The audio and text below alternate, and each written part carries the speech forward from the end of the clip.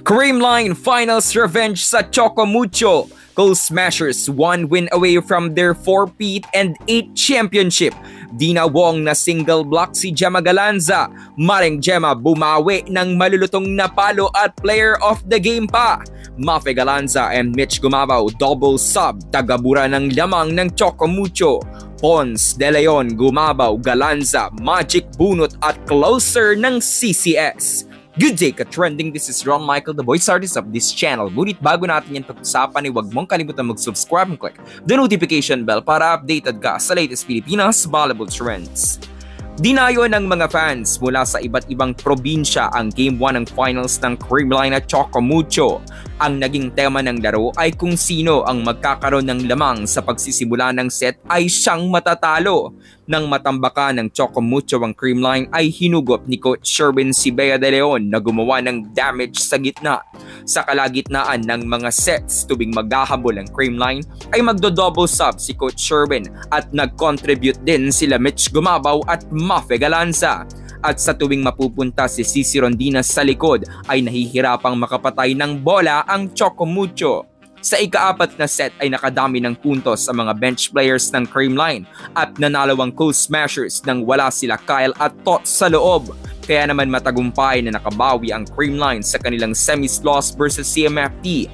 13-1 na ang kanilang record versus the Flying Titans at ngayon ay 1 win away sila sa 4-peat at 8 championship. 24-26, 25-20, 25-21 at 25-16. Set 1, nakauna ang Creamline na may 7 puntos na lamang. Sa paghahabol ng Choco Mucho ay na-single block ni Dina Wong si Gemma Galanza. Naging relentless si Cici Rondinas sa pagtala ng 7-1 run ng Flying Titans. Sumagot ng 5-1 run ng Goal Smashers at muli silang nagkaroon ng 5 puntos na lamang. Pero nakatabla ang Choco Mucho at 18 all. Nagtala na naman ng magkakasunod na puntos ang Girls in Pink. Subalit determinado ang CMFT. Nagtapos ang unang set mula sa palo ni Dina Wong sa Zone 1 ng Creamline 26-24. Set 2 nadala ng Choco Mucho ang kanilang set 1 momentum at nanguna ang service ni Dina para sa 4-0 start ng CMFT. Namaga pa ang lamang sa 6 kaya't napablink na si Coach Sherwin at ipinasok si Bea De Leon for Risa Sato. Agad na gumawa ng 3 puntos si Bea sa harap at nakatabla ang Creamline 10 all. Nakaabante pa ang Girls in Pink at gumawa ng kabuuang 9-1 run. Nahirapang makakonvert ng opensa ang Choco Mucho kaya't nagpalit na ng setter si Coach Dante at ipinasok si Alba for Wong. Nakadikit ang Flying Titans at nangailangan ng karagdagang bala ang Creamline kaya't pinaglaro sila Mafe Galanza at Mitch Gumabaw.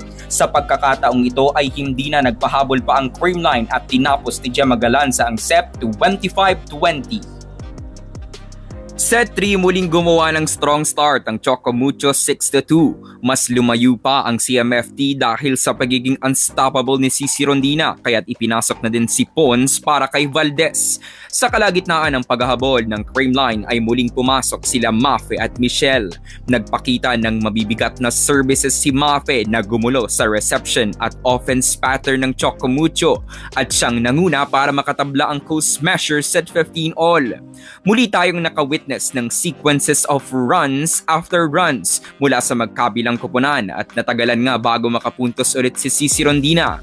Nang mapunta siya sa harap ay hindi pa din nagbalik yung hindi mapigilang Rondina sa pag-atake. Sa kabilang banda ay nagpaulan ng mga attack points si Gemma Galanza para pangunahan ang set 3 victory ng Creamline after being down by 7 points to 25-21. Set 4 adjustment was made by Coach Dante. Nag-start sila Mars Alba at Cherry Nunag at muling nagpalit ng playing position sila Molde at Royce Tubino.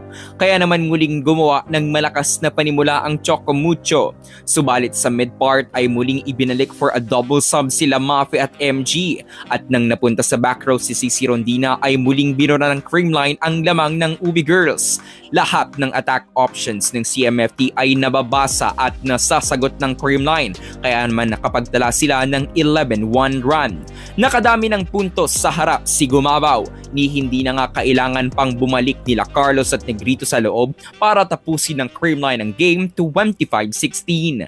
Itinanghal na player of the game si Jamagalanza with 20 points from 18 attacks and 2 blocks. At masasabi natin na ang game na ito ay isang team effort para sa Creamline dahil maging ang mga second stringers ni Coach Sherwin ay gumawa ng malaki para sa Cool Smashers for them to win the first game of the finals ng 2024 PVL First All-Filipino Conference.